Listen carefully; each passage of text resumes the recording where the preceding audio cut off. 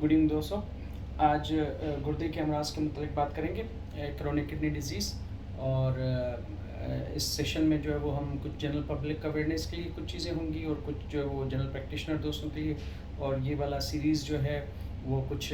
आगे कंटिन्यू रहेगी, specially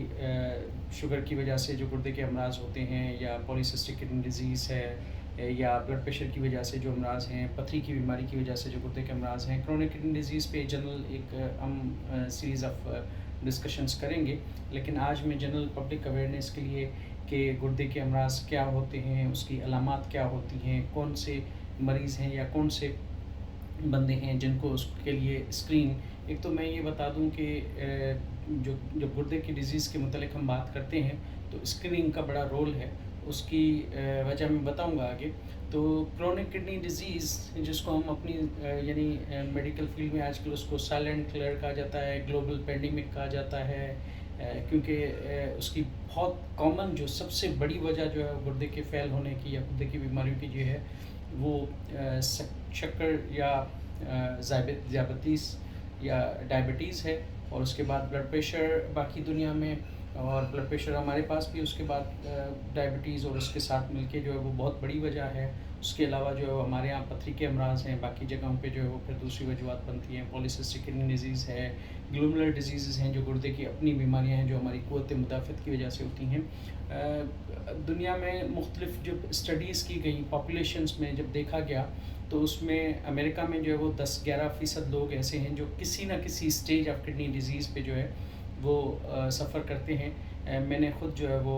professor Jafar Naqvi साहब के साथ हमारी एक जो नेफ्रोलॉजी की टीम थी, हम लोगों ने भी जो है वो पाकिस्तान में मुख्तलिफ स्पेशली सिंध के मुख्तलिफ अज़ला में जाके मुख्तलिफ कैंप्स लगाते थे, वहाँ पे हम स्क्रीनिंग करते थे। तो हमारी अंदाज़े के हिसाब से भी यही कि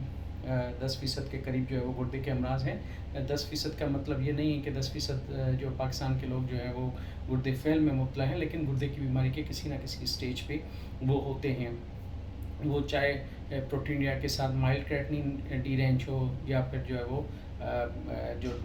जाके आगे एडवांस हो, जो कि स्टेज 5 हो, और उनको आगे जाके किसी स्टेज पे जो है वो डायलिसिस की ज़रूरत हो। तो इस हिसाब से वो यानी 10% के करीब मुख्तलिफ पॉपुलेशंस में जो बड़ी स्टडीज़ हुई हैं, जो सर्वेज़ हुए हैं, उसमें ये फ़ॉल करता है। और अगर ये देखा जाए कि इसका बहुत बहुत बड़ा फाइनेंशियल बर्डन है, तकरीबन कोई $30 बिलियन जो है वो यूएस के, मैं शायद एक डेटा देख रहा था अगर मैं गलत नहीं हूँ, तो वो क्रोनिक किडनी डिजीज़ पे जो है वो खर्च होता है। पहले जो है वो उसको नॉन कम्युनिकेबल डिजीज़ में एक बड़ी मकाम नहीं था उसको, ताकि ये कि वो पब्लिक हेल्थ के हवाले से जो फंड्स और उसका होता था। लेकिन पिछले चंद सालों में जो है वो बहुत अवेयरनेस हुई है इस पे। बहुत से जो है वो जो इंटरनेशनल जो सोसाइटीज़ हैं नेफ्रोलॉजी की या किडनी डिजीज़ से रिलेटेड जो स्पेशलिस्ट डॉक्टर्स की, तो उन्होंने जो है वो बहुत ज़्यादा इस पे अवेयरनेस की है। क्योंकि जब डायबिटीज़ के साथ किडनी डिजीज़ हो या बाकी बीमारियों के साथ किडनी डिजीज़ हो, तो उसकी वजह से दिल के अमराज बहुत कॉमन होते हैं। और उसमें जो है वो डेथ जो है वो लाइफ का जो, अगर सिर्फ डायबिटीज़ है और उसको प्रॉपर्ली मैनेज नहीं किया जाए, या फिर हम ये कहेंगे अगर डायबिटीज़ को प्रॉपर्ली मैनेज किया जाए तो एक बंदे की उम्र में 10 साल का इजाफा होता है। और अगर उसके साथ किडनी डिजीज़ है तो फिर उसमें ज़ाहिर है और मसाइल रहते हैं, लेकिन अगर उनको छोड़ दिया जाए तो आप अंदाज़ा कर सकते हैं। और अनफॉर्चुनेटली हमारे यहाँ जो डायबिटीज़ है या फिर ब्लड प्रेशर है या गुर्दे की भी जो बीमारियां हैं वो कंपैरेटिवली यंग एज में होती हैं। तो हमारी यंगर पॉपुलेशन जो है वो अनफॉर्चुनेटली डायलिसिस पे, मैं पिछले 7 साल से जो है वो पाकिस्तान से बाहर मुख्तलिफ़ जगहों पे काम करता रहा हूँ, स्पेशली मिडल ईस्ट में या कनाडा में। तो हमने देखा कि वहाँ पे 60-70 साल से ऊपर के लोग ज़्यादा जो है वो डायलिसिस पे हैं। तो हम कभी कभार ये सोचते हैं कि हम जेनेटिक पॉपुलेशन को डील करते हैं, लेकिन फिर मुझे ये रियलाइज़ हुआ कि अनफॉर्चुनेटली हम अपने मुल्क में जो है वो एक बहुत यंग पॉपुलेशन जो कि प्रोडक्टिव पॉपुलेशन थी, उसको अस्पतालों में गुर्दे के मरीज़ की शक्ल में देखते थे। उससे पूरी फैमिली का सोशल सिस्टम, पूरी फैमिली का जो है वो इकोनॉमिक सिस्टम जो है वो कोलैप्स हो जाता है। तो वो अगर हम इन चीज़ों पे देखें तो बहुत बड़ा फ़र्क पड़ता है। बहरहाल, तो गुर्दे की जो बीमारियां हैं, एक तो ये है कि क्रोनिक किडनी डिजीज़ का मतलब है कि किडनी का डैमेज जिसमें गुर्दे के फंक्शंस की कमी हो या फिर उसके ज़रिए प्रोटीन आ रहा हो गुर्दे के फंक्शंस की कमी के साथ, वो अगर 3 महीने से ज़्यादा परसिस्ट करती है तो उसको हम क्रोनिक किडनी डिजीज़ कहते हैं, क्योंकि एकदम से बाज़ औक़ात ये होता है कि गुर्दे कभी कभार फ़ेल होते हैं किसी दवाई की वजह से, किसी बीमारी की वजह से, जैसे डायरिया हो गया, या ख़वातीन में डिलीवरी के दौरान अगर बहुत ज़्यादा जो है वो खून बह गया, या किसी और वजह से। हमारे यहाँ डायरिया तो कॉमन है, जैसे मैंने बताया, मलेरिया की वजह से एक्यूट किडनी इंजरी होती है। बहुत सी अस्पताल के अंदर दवाइयाँ मिलती हैं या ऑपरेशंस होते हैं, उसके दौरान खून बह जाता है या पानी की मिकदार की कमी हो जाती है, जिसमें डिहाइड्रेशन हो जाती है, हीट स्ट्रोक है,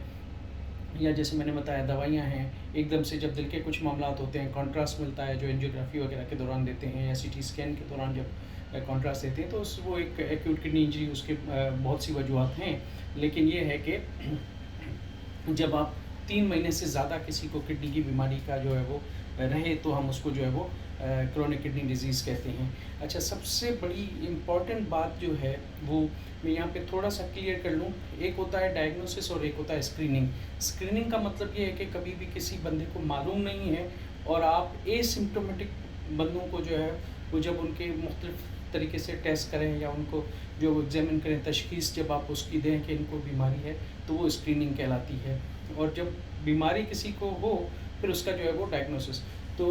क्रोनिक किडनी डिजीज़ का या गुर्दे की बीमारियों की सबसे जो एक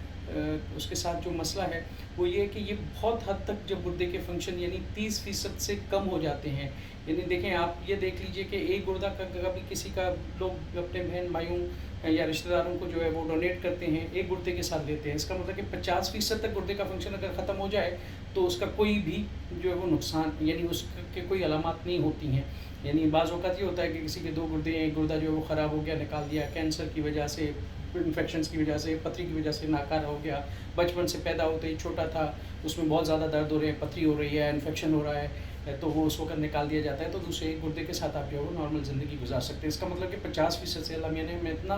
वो दिया है गुर्दे का फंक्शन कि 50% तक जब गुर्दे का फंक्शन है तो आमतौर पे उसकी अलामात नहीं होती हैं। हाँ, लेकिन ये ज़हन में रखना चाहिए कि जब एक गुर्दा है तो उनको भी जो है वो बहुत सी चीज़ों का ध्यान रखना है, वो आगे जाके हम बात करेंगे। लेकिन ये है कि 50% से जब गुर्दे के फंक्शंस कम हो जाएँ तो आमतौर पे जो है वो कोई अलामात नहीं होती। इसलिए जो है वो क्रोनिक किडनी डिजीज़ को बाय डेफिनेशन जो है वो ईजीएफआर जो हम कहते हैं, उसका ग्लोमेरुलर फिल्ट्रेशन रेट या गुर्दे का जो फंक्शन है वो 60 ml से कम जो है, 120 नॉर्मल होता है, 60 ml से जब कम हो तो उसको हम क्रोनिक किडनी डिजीज़ कहते हैं।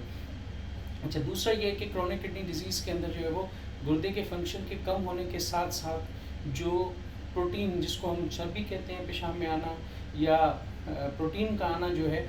वो बहुत ज़्यादा जो है वो उसके इम्पैक्ट बहुत ज़्यादा हैं। वो गुर्दे खुद को ख़राब करने में भी तेज़ी से ख़राबी करता है और उसकी वजह से दिल के मामला जो है वो उस पर बहुत ज़्यादा असरात पड़ते हैं। और वो जो गुर्दे की बीमारी जिसमें प्रोटीन लीक होता है उनमें ब्लड प्रेशर बहुत ज़्यादा बढ़ता है, फिर आगे ज़्यादातर लोगों में उनका अनकंट्रोल ब्लड प्रेशर भी रहता है। तो ये प्रोटीन का आना गुर्दे की बीमारी के अंदर और गुर्दे के फंक्शन का कम होना जो है, ये दोनों जो हैं तो वो बहुत ज़्यादा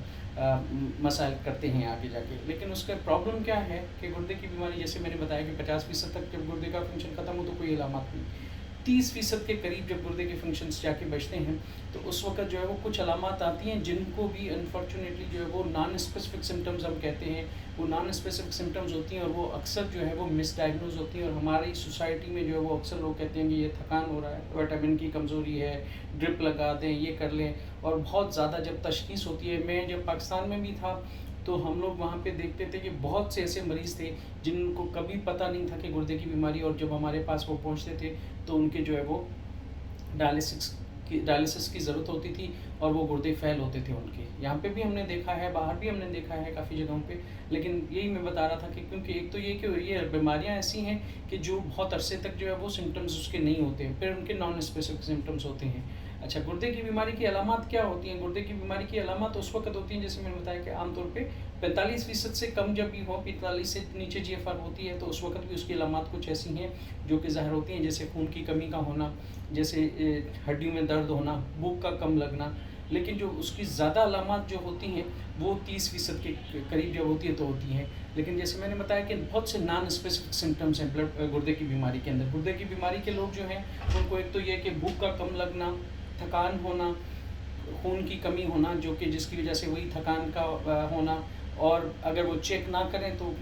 मिस हो जाता है, वरना उनका ब्लड प्रेशर का बढ़े होना, और सुबह के टाइम में बाज़ औक़ात कभी-कभार जो है वो आपको आँखों के नीचे जो है वो सूजन का आना या पैरों पे सूजन आना, बहुत से लोग ये कभी-कभार कहते हैं कि डॉक्टर साहब वैसे तो बिल्कुल ठीक है, बस वो ये है कि चलते हैं या बैठते हैं। नॉर्मल बंदे को चलने या बैठने के बाद जो है वो पैरों पे सूजन नहीं आती। अगर ये आ रही है तो उसका मतलब हो सकता है कि कोई बीमारी हो, वो गुर्दे की हो सकती है, जिगर की हो सकती है, दिल की हो सकती है या हाइपोप्रोटीनीमिया हो सकती है, लेकिन गुर्दे की बीमारी उसका एक बहुत बड़ा सबब है। पैरों पे सूजन आना, ब्लड प्रेशर के बढ़ जाना,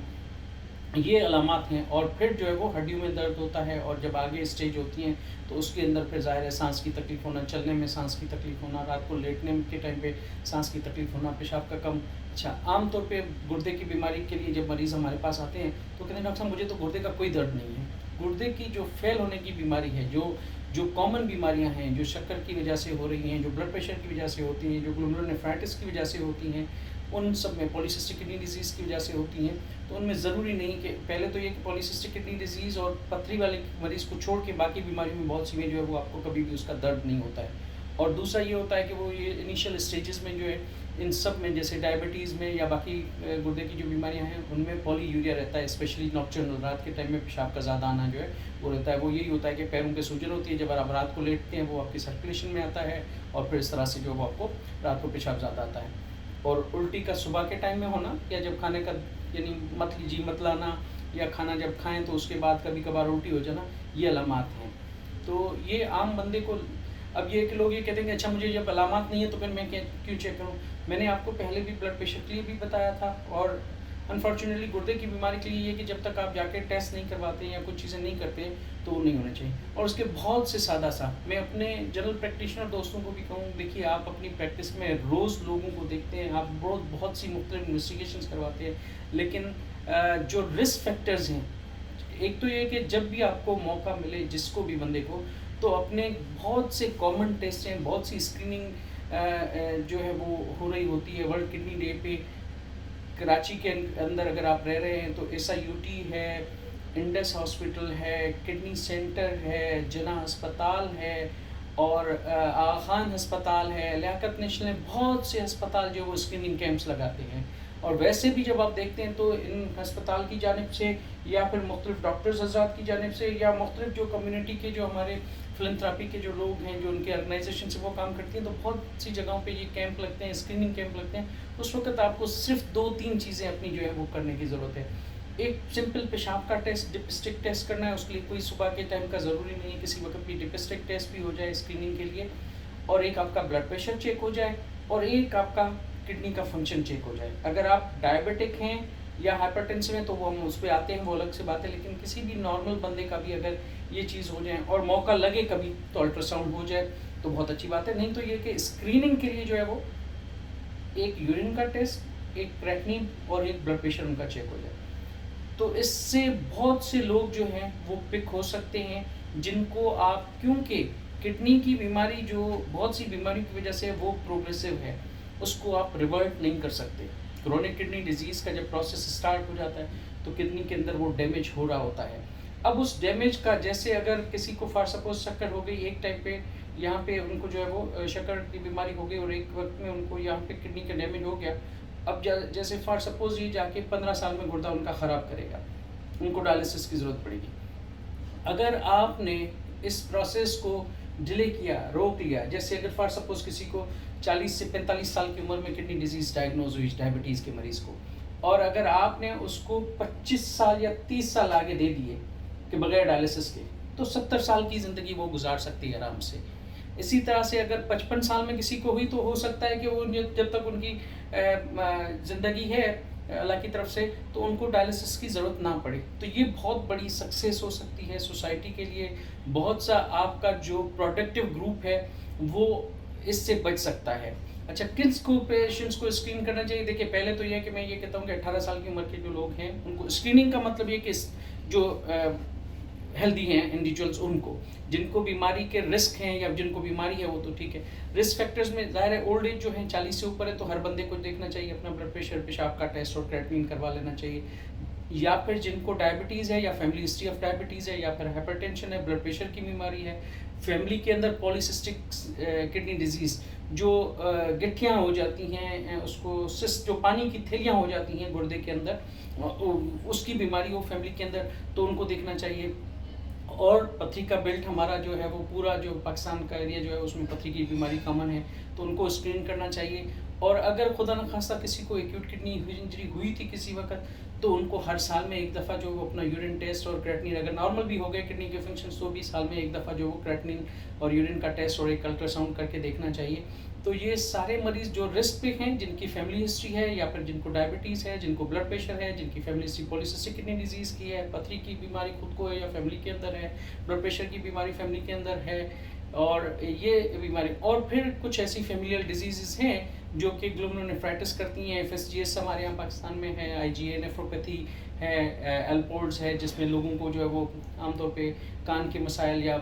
बच्चों में जो होते हैं, तो कुछ फैमिलियल डिजीज़ हैं जो कि बच्चों में स्टार्ट होती हैं, तो जब उनके पेरेंट्स जो हैं वो फिर उन बच्चों को भी स्क्रीन करना चाहिए, लेकिन बाकी सबको जो है वो स्क्रीन करना चाहिए। सिंपल एक पेशाब का टेस्ट, डिप स्टिक जो हो सकती है बहुत सी जगहों पे, जैसे मैंने बताया कि जो हम जना अस्पताल में हर साल में करते थे, अभी भी हमारे जो सीनियर्स और हमारे जो दोस्त वहाँ पे काम करते हैं, वो सब साल में एक दफ़ा तो कैंप होता है, लेकिन वैसे तो नॉर्मली भी वहाँ पे ओपीडी रेगुलर होती है और लोग वहाँ पे दिखाते हैं, और उनके पास हम लोग खुद से डिप स्टिक या यूरिन वहीं पे हमारी लैब में होता था, प्रोटीन भी होता था, और जो है वो अल्ट्रासाउंड भी हो जाता था, और क्रेटिन का भी टेस्ट हो जाता था। इसी तरह से किडनी सेंटर के अंदर है, एसआईयूटी के अंदर है, इंडस के अंदर है, और बाकी जगहों पे। और मैं ये सजेस्ट करूँगा कि जो लोग भी जहाँ पे भी हैं, डिप स्टिक का टेस्ट करना कोई बहुत बड़ी बात नहीं है, बहुत आराम से आप कर सकते हैं, और क्रेटिन का एक टेस्ट जो है वो करना चाहिए कम से कम 2-3 साल में कभी आपको। और डायबिटीज़ अगर है तो साल में एक दफ़ा ज़रूर, और अगर डायबिटीज़ की वजह से किडनी पे असर आते हैं तो फिर उनका 3 महीने में या 6 महीने में, डिपेंडिंग ऑन उनके स्टेज ऑफ किडनी डिजीज़ जो है वो।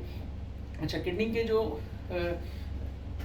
एक दफ़ा अगर डायग्नोज हो जाए, तो फिर आम लोगों के लिए जो मैं बात करने लगा हूँ कि क्या करना चाहिए। देखिए, एक तो ये कि किडनी की डिजीज़, जैसे मैंने बताया क्रोनिक किडनी डिजीज़ है, अगर एक दफ़ा हो गई तो उसकी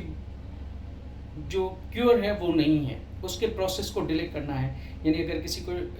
शक्कर की बीमारी की वजह से, ज़ियाबितिस की वजह से या डायबिटीज़ की वजह से है, तो डायबिटीज़ का कंट्रोल, ब्लड प्रेशर का कंट्रोल, और ऐसी दवाइयाँ जो गुर्दे पे असरात डालती हैं, जिसमें जो है वो दर्द की दवाइयाँ, ख़ास तौर पे वॉरिन, वोल्ट्रान, ब्रूफिन, एनासेड, यानी जो एनासेड ग्रुप की जो दवाइयाँ हैं, और फिर मेरे आर्थोपेडिक दोस्तों के लिए कि कॉक्स-2 इनहिबिटर्स भी जो आप जिनको दे रहे होते हैं कि ये वाले जो है वो सेफ़ हैं, नहीं, वो भी, यानी पेनाडोल के अलावा बाकी जितनी गोलियाँ हैं वो गुर्दे के मरीज़ों में जो है वो दर्द की जो भी गोलियाँ हैं वो गुर्दे को डैमेज करती हैं। दर्द की गोलियाँ हैं, मुख्तलिफ जितनी भी गोलियाँ आप जो भी ले रहे होते हैं किसी भी बीमारी के लिए, उन सब के डोज़ को एडजस्ट करने की ज़रूरत होती है। और अगर आप डिहाइड्रेटेड हो जाएँ तो उसकी वजह से है। फिर जो दवाइयाँ, हम कुछ ऐसी दवाइयाँ होती हैं जो कि लॉन्ग टर्म हम गुर्दे को बचाने के लिए देते हैं, उनका इस्तेमाल, और उनका इस्तेमाल प्रॉपर डॉक्टर से, जैसे एस इनहिबिटर्स या एआरबीज़, जैसे मैंने लास्ट अपने ब्लड प्रेशर के लेक्चर में वो डिस्कशन में बताया था, तो वो जो गोलियाँ हैं वो देना ज़रूरी है। लेकिन अगर कुछ मरीज़ों को उसकी वजह से अगर गुर्दे के फंक्शंस मज़ीद ख़राब हो रहे हैं, 2-3 हफ्ते पे हमेशा क्रेटिनिन, पोटेशियम चेक करना होता है, तो वो उनको जो है वो अगर ख़राब हो रहे हैं तो रोकना, या फिर किसी एक्यूट बीमारी के दौरान, यानी किसी को डायरिया हो गई, किसी को कॉन्ट्रास्ट की ज़रूरत है, तो उन दवाइयों को रोकना, ये सारी चीज़ें ख्याल रखने की ज़रूरत है। तो एक तो ये कि स्क्रीनिंग करना बहुत ज़रूरी है। उसके बाद जब तशख़ीस हो जाए, तो फिर जो है या तो वो डॉक्टर हज़रात जिनको एक्सपर्ट है काम करने का, गुर्दे की बीमारियों के मरीज़ों को देखने का, और फिर दुनिया में ये होता है कि ये कहते हैं कि जब तक जीएफआर 30 तक नहीं है तो आप जो है वो उनको नेफ्रोलॉजिस्ट को रेफ़र नहीं करें। लेकिन अनफॉर्चुनेटली हमारे यहाँ फैमिली फिजिशियंस की इतनी ट्रेनिंग उस तरह से नहीं की जाती है, और फिर इतने मौके भी नहीं होते हैं अनफॉर्चुनेटली। तो लेकिन मैं ये सजेस्ट करता हूँ कि कम से कम जो है वो आप 45 तक जब जीएफआर है तो उस वक्त तो ज़रूर भेजें, कोशिश करके 60 से नीचे की जब भी जीएफआर हो तो एक दफ़ा किडनी डॉक्टर को ज़रूर भेजें, और उनके साथ किडनी डॉक्टर्स के साथ अपना जो है वो कांटेक्ट रखें उनके साथ। बहुत से ऐसे डॉक्टर्स हैं जिनको मैं खुद कराची में ज़ाती तौर पे जानता हूँ, वो ये सजेस्ट करते हैं। हम जब वहाँ पे थे तो जना अस्पताल में हम टेलीमेडिसिन करते थे, और बहुत से लोगों का सक्खर से, घोटकी से, डिफरेंट डॉक्टर्स थे जो गवर्नमेंट हॉस्पिटल्स में काम करते थे, उनसे हमारा रब्ता था। मेरा पर्सनली अपने गाँव में भी कुछ लोगों से रब्ता होता था, तो हम उनको वो करते थे। खैर सिंपली ये है कि अगर आपकी बीमारी की तशख़ीस हो जाए, शुगर का कंट्रोल, शुगर के मरीज़ को अगर किडनी की बीमारी है तो उसका इलाज, बहुत से लोग पूछते हैं डॉक्टर साहब किडनी के लिए दवाई क्या? किडनी के लिए कोई ख़ास किडनी की बीमारी के लिए दवाई नहीं है। शुगर की वजह से जो है, शुगर को कंट्रोल करना चाहिए, ब्लड प्रेशर को कंट्रोल करना चाहिए, और उसमें जो प्रोटीन हो रहा है उसमें ब्लड प्रेशर की खास अद्वियात हैं, या फिर एसी और एस इनहिबिटर्स और एआरबीज़ जो है वो उनका इस्तेमाल जो है वो है, और दर्द की गोलियों से बचना है, और जो बाकी दवाइयाँ गुर्दे को ख़राब कर सकती हैं उनसे बचना है। और फिर जो है वो कुछ दवाइयाँ जो आप दूसरी इस्तेमाल कर रहे हैं उनका डोज़ देखने की ज़रूरत है, क्योंकि different stage of kidney disease पे जो है वो दवाइयों के डोज जो है वो कम करने की ज़रूरत होती है, क्योंकि बहुत सी दवाइयाँ जिस समय जो है वो खारिज होती है तो वो किडनी से होती है या लिवर से या किडनी से होती है, लेकिन ज़्यादातर जो है वो किडनी से होती है। तो उनकी दवाइयों की जो है वो जिस्म के अंदर मिकदार वरना बढ़ जाएगी, उसके नुकसानात होते हैं। तो ये है क्यों किडनी के डिजीज़ को इसको कंट्रोल करने के लिए वो कहते हैं, क्योंकि मैंने जैसे बताया कि किडनी की डिजीज़ जब होती है तो आपको दिल के अमराज भी होने की ज़्यादा रिस्क है, स्ट्रोक होने के ज़्यादा रिस्क है, क्योंकि ब्लड प्रेशर बढ़ा हुआ रहेगा, डायबिटीज़ है, क्योंकि रिस्क फैक्टर जो हैं वो सारे किडनी डिजीज़ और डायबिटीज़ जो है, यानी जो दिल के अमराज के लिए जो रिस्क फैक्टर हैं वो किडनी डिजीज़ के लिए भी रिस्क फैक्टर हैं। डायबिटीज़ है, हाइपरटेंशन है, ये दो मेजर सबसे बड़े कॉज है, तो इसलिए जो है उनको करना चाहिए। और दूसरा ये है कि डिपेंड करता है 3 या 6 महीने में आपको जो है वो अपने गुर्दे के टेस्ट जो है वो देखने की ज़रूरत है हमेशा, ताकि दवाइयों को किस स्टेज से देखा जाए, किस तरीके से दिया जाए, और फिर जो स्टेज आपका प्रोग्रेस कर रहा है उसमें जो उसकी अलामत होती है, जैसे मैंने कहा खून की कमी है। अब एनीमिया अगर किसी को हो गया किडनी डिजीज़ में, तो उसकी ट्रीटमेंट करने के लिए या तो आयरन की ज़रूरत पड़ती है, फौलाद की ज़रूरत पड़ती है, या फिर जो है वो इंजेक्शन जो होते हैं एर्थ्रोपोइटिन वगैरह उनकी ज़रूरत पड़ती है। इसी तरह से अगर जिस्म के अंदर एसिडोसिस, तेज़ाबियत की मिकदार जिस्म के अंदर, जो मैदे के अंदर नहीं जिस्म के अंदर तेज़ाबियत की मिकदार ज़्यादा होती है, तो उसके लिए बहुत सी सस्ती दवाइयाँ अवेलेबल हैं। उनके रोकने से आपकी हड्डियों की कमज़ोरी जो है वो कम हो जाती है, एसिडोसिस की वजह से दूसरी और अलामत जो है वो आपकी कम हो जाती हैं। और फिर हड्डियों की जो कमज़ोरी हो रही है उसके साथ साथ जो कैल्शियम और फास्फेट और पीट में जो पैराथायराइड एक गुदूद होता है आपके अंदर, उसकी वजह से जो अलामत हो रही हैं वो फिर आपको दिल के अमराज में मुब्तला करते हैं, तो उनको जो है वो अर्ली ट्रीट किया जाता है। ये नहीं है कि अगर किसी को क्रेटनिन 1.3 है, तो हमारे बहुत से लोग जो क्या करते थे कि उनको एक सोडामेंट की टेबलेट, एक विटामिन डी की जो अल्फ़ा कैल्सिडोल वगैरह वो जो 1 अल्फ़ा लियो के नाम से आती हैं वो दे देते थे, और एक जो है वो कोई आयरन की या मल्टीविटामिन दे देते थे। ऐसा नहीं है, आपको स्टेज ऑफ किडनी डिजीज़ देखना है। वो जब हम जनरल प्रैक्टिशनर्स के लिए बात करेंगे तो फिर उस वक्त बात करेंगे कि कौन से स्टेजेस क्या हैं और उसकी मैनिफेस्टेशन। तो किडनी डिजीज़ की जो अलामत हैं, एक तो मैंने बताया नॉन स्पेसिफिक हैं या फिर उसकी कॉम्प्लिकेशंस की अलामत हैं, और जब आपको अलामत होती हैं अनफॉर्चुनेटली उस वक्त बहुत देर हो चुकी होती है। उसके बाद जो दूसरी जो आपको मैं बहुत ज़रूरी चीज़ बताऊँ जो हमारे जनरल प्रैक्टिशनर दोस्तों के लिए भी, कि जब भी किसी भी अडल्ट को, मैं अडल्ट नेफ्रोलॉजिस्ट हूँ इसलिए मैं अडल्ट की बात करूँ, किसी भी अडल्ट को जब भी प्रोटीनूरिया है जो कि अनएक्सप्लेन्ड है, अगर डायबिटीज़ है उसको प्रोटीनूरिया स्टार्ट हो गया है, तो आप उनको नेफ्रोलॉजिस्ट के पास ज़रूर भेजें एक दफ़ा, उसके बाद उनसे डिस्कशन के बाद उनकी ट्रीटमेंट कंटिन्यू करें। अदरवाइज किसी भी अडल्ट को अगर प्रोटीनूरिया हो रहा है, परसिस्टेंट है, सिग्निफिकेंट है, 500 मिलीग्राम या 1 ग्राम से ज़्यादा है, तो उसको एवेल्यूएट होना ज़रूरी चाहिए, क्योंकि बहुत सी ऐसी बीमारियां हैं जो बायोप्सी कर सब प्रोटीनिया अडल्ट में, अगर प्रोटीनिया परसिस्टेंट है, डायबिटीज़ के कुछ पेशेंट्स को, डायबिटीज़ के पेशेंट्स सिवाय कुछ के, उनको बाकियों को ज़रूरत नहीं होती है, लेकिन बाकी जितने प्रोटीनिया है उन सबको किडनी बायोप्सी करने की ज़रूरत है। और किडनी बायोप्सी आजकल बहुत ही सेफ प्रोसीजर है, क्योंकि उसके लिए जो गन अवेलेबल है वो छोटी सी है, पहले ट्रोकट नीडल जो आती थी उसके साथ ब्लीडिंग वगैरह के रिस्क ज़्यादा होते थे, अल्ट्रासाउंड गाइडेड हो जाती है। बायोप्सी के लिए पाकिस्तान में बहुत से अच्छे डॉक्टर्स अवेलेबल हैं, उनके जो बायोप्सी रिपोर्टिंग के साथ जो है वो उनका, क्योंकि किडनी की जो बायोप्सी जब होती है उससे जो है वो बीमारी की ना सिर्फ तशखीस आती है, हमें स्टेज का पता चलता है कि वो किस स्टेज पे है, और उसका इलाज डायग्नोसिस भी पता चलेगा, ट्रीटमेंट में भी हेल्प मिलेगी, और उसकी जो है वो आगे जाके प्रोग्नोसिस क्या होगा उसके लिए भी पता चलेगा। अच्छा, दूसरा ये है कि जो हमारे कॉलीग्स हैं जनरल प्रैक्टिशनर, उनको बताने के लिए कि किडनी डिजीज़ जब भी आपके पास किसी भी बंदे का कोई आपके पास पहुंचता है, क्रेटनिन जब आप देखते हैं, तो हमेशा उनसे कोशिश करें कि कोई पुराना रिकॉर्ड अवेलेबल है, ताकि आपको पता चले कि ये स्टेज ऑफ किडनी डिजीज़ क्या है और ये क्रोनिक है या एक्यूट है। क्योंकि जो पुराने रिकॉर्ड हैं, कोई डायबिटिक है 20 साल से, अगर उसको अभी प्रोटीनूरिया हुआ है तो उसका मतलब है कि आपको देखने की ज़रूरत है, कोई और वजह तो नहीं है। या प्रोटीनूरिया उनका चल रहा था, लो लेवल का माइक्रोअल्बुमिन चल रहा था, सडनली अगर उसको नेफ्रोटिक प्रोटीनूरिया हो रहा है तो उसकी कोई और वजह तो नहीं है। दूसरा सबसे ज़्यादा, मैं यूरिन पे अलग से एक बिल्कुल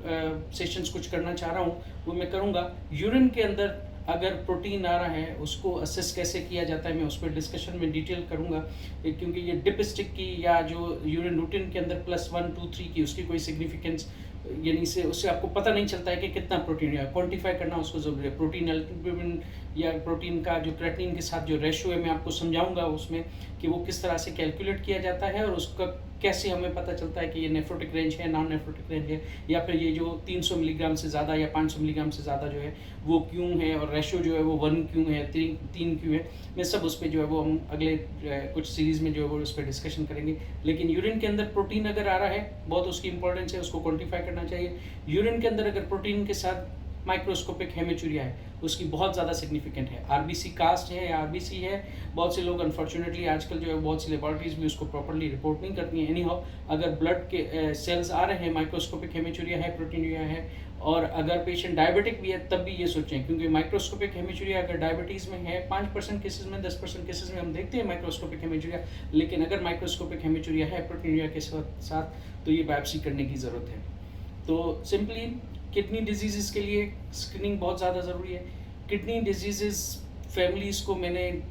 डिस्टर्ब होते हुए, अनफॉर्चुनेटली हमने जितने भी नेफ्रोलॉजिस्ट हैं हमने फैमिली को सोशली और फाइनेंशियली कोलैप्स होते हुए देखा है।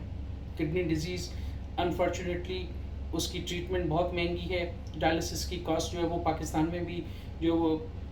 1 महीने की कॉस्ट अगर आप प्राइवेट में करवाएंगे 12 से 13 सेशंस डायलिसिस की ज़रूरत पड़ती है, जो कि 30, 40, 50 हज़ार सस्ते से सस्ता या चैरिटी के साथ जो हो रहे होते हैं वहाँ पे भी, वरना 50, 60 हज़ार डायलिसिस की कॉस्ट है, दवाइयों की कॉस्ट है, उसके बाद हॉस्पिटल आने जाने की, और अगर आपको साल में 1 से 2 एडमिशन की भी ज़रूरत पड़ती है, और फिर फिस्टुला, कैथेटर रिलेटेड इन्फेक्शंस, बहुत कॉस्टली डिजीज़ है अनफॉर्चुनेटली। तो किडनी डिजीज़ के लिए स्क्रीनिंग बहुत ज़रूरी है। किन को करनी चाहिए? 18 साल से ऊपर के लोग जो है सब जब भी मौका मिले स्क्रीनिंग वर्ल्ड किडनी डेज़ पे और उस पर वो कर लें। नहीं तो जिनके अंदर फैमिली डिजीज़ किडनी की डिजीज़ है, जिनको डायबिटीज़ है, जिनको ब्लड प्रेशर है, जिनको पथरी की बीमारी है, जिनको पॉलीसिस्टिक किडनी डिजीज़ की फैमिली हिस्ट्री है, जिनको ग्लोबल डिजीज़ की फैमिली हिस्ट्री है, और या फिर जो खुद किसी वजह से भी एक्यूट किडनी इंजरी हो चुकी है उनको कभी भी, तो इन सबको, और फिर या फिर जो है कि जिनको प्रेगनेंसीज़ के अंदर जो हुई है, या प्रेगनेंसीज़ में गैस्ट्रेशनल डायबिटीज़ जिनको हुई है, तो इन सब पेशेंट्स को स्क्रीन करना चाहिए। स्क्रीन करने का मतलब ये है कि जब भी उनको अलामत नहीं भी हैं तब भी जो है वो यूरिन का टेस्ट और क्रेटिनिन, और अगर मौका लगे तो अल्ट्रासाउंड करना चाहिए। और फिर किडनी की डिजीज़ जब तशखीस हो जाए तो ज़रूर किडनी के डॉक्टर से दिखाएं, और गुर्दे के डॉक्टर के दिखाने के बाद जब आप जहाँ पे रह रहे हैं वहाँ पे अगर अवेलेबल नहीं है तो फिर किसी अच्छे जो फैमिली फिजिशियंस जो आपको देखते हैं वो अगर उनका आपके डॉक्टर से, किडनी डॉक्टर से राब्ते में रहें तो ये अच्छा रहता है। किडनी डिजीज़ के मरीज़ को जब अर्ली स्टेज है, दूसरा ये सबसे बड़ा हमारे यहाँ मिसकॉन्सेप्ट होता है, जब एडवांस स्टेज होती है तब कहते हैं कि बहुत ज़्यादा पानी पिए तो उसमें मसाइल होते हैं, लेकिन early stage of kidney disease में या किडनी डिजीज़ की प्रिवेंशन के लिए पानी की मिकदार अच्छी लेनी चाहिए, दर्द की गोलियाँ उससे परहेज़ करना चाहिए। हकीमी मेडिसिन, क्योंकि हम तो ज़ाहिर है एलोपैथिक डॉक्टर्स हैं वो कहेंगे, लेकिन ये कि हकीमी मेडिसिन से हमारा मुराद ये कि वहाँ पे बहुत सी जो है वो ऐसी अल्टरनेटिव मेडिसिन दी जाती हैं जो कि अनफॉर्चुनेटली हैवी मेटल्स होते हैं जो किडनी के लिए नुकसानदेह होते हैं। फिर डायबिटीज़ का अच्छा कंट्रोल, ब्लड प्रेशर का अच्छा कंट्रोल, दवाइयों का प्रॉपर इस्तेमाल और रेगुलर फॉलोअप्स जो है ये रिक्वायर्ड होते हैं, जिससे आप किडनी डिजीज़ अगर किसी को डेवलप भी होती है तो उसको हम प्रोलॉन्ग कर सकते हैं, डिले कर सकते हैं उसकी डैमेज, जो किडनी को डैमेज होता है, और उसको ट्रीट करने से, प्रोटीनिया को कम करने से, जीएफआर को प्रिजर्व करने से जो है वो दिल के अमराज जो हैं उसकी कमी होती है। जो हमारे जनरल प्रैक्टिशनर दोस्त हैं उनको ये है कि जब भी ये डिजीज़ आप डायग्नोज करते हैं तो ये देखें कि पुराने रिकॉर्ड से कहीं से आपको क्रेटिनिन मिल जाए, कहीं से उनका यूरिन मिल जाए, पता चल जाए अगर कि स्टेज ऑफ किडनी डिजीज़ क्या है, और फिर अल्ट्रासाउंड से जो है वो आपको एनीमिया किडनी डिजीज़ का हॉलमार्क है, क्रोनिक किडनी डिजीज़ का। लेकिन कुछ ऐसी बीमारियां जिनमें एक्यूटली, जैसे मलेरिया के साथ हो गया, जैसे अगर किसी का ब्लड लॉस हो गया तो फिर उस वक्त आप ये कमेंट नहीं कर सकते कि ये क्रोनिक किडनी डिजीज़ है या एक्यूट किडनी डिजीज़ है। इसी या हीमोलाइसिस के साथ कभी कभार कुछ डिजीज़ होती हैं जिनमें अनफॉर्चुनेटली या डीटीपी वगैरह में, एचयूएस वगैरह में, तो फिर आपको उस वक्त नज़र नहीं होता है। तो उस वजह से अल्ट्रासाउंड को देखते हुए, आप किडनी के साइज़ को देखते हुए भी आप अंदाज़ा कर सकते हैं ये एक्यूट किडनी डिजीज़ है या नहीं है। उसके बाद स्टेज, हम अगले सेशन में किडनी डिजीज़ के स्टेजेस जो हैं उस पे, प्रोटीनूरिया पे, यूरिन के टेस्ट पे, और फिर किडनी डिजीज़ की जो कॉम्प्लिकेशंस हैं जो कि एनीमिया ऑफ किडनी डिजीज़ है, बोन मिनरल डिजीज़ है, उसकी वजह से दिल की जो कार्डियोवैस्कुलर कॉम्प्लिकेशंस होती हैं उस पे, और फिर कौन से स्टेज हैं जब फिस्टुला बनवाना चाहिए डायलिसिस पे, या डायलिसिस के कौन से टाइप हैं। अनफॉर्चुनेटली पेरिटोनियल डायलिसिस पाकिस्तान में बहुत कम है। हम इन सब पे जो है वो आगे जाके बात करेंगे। आप अपने क्वेश्चन सेशन के एंड पे जो है वो मेरी जो वीडियोज़ हों तो उस पर कर सकते हैं, तो मैं उनके बिल्कुल आंसर्स दे दूंगा, और फिर हम आगे जो है वो इसी पे कंटिन्यू रखेंगे किडनी डिजीज़ पे।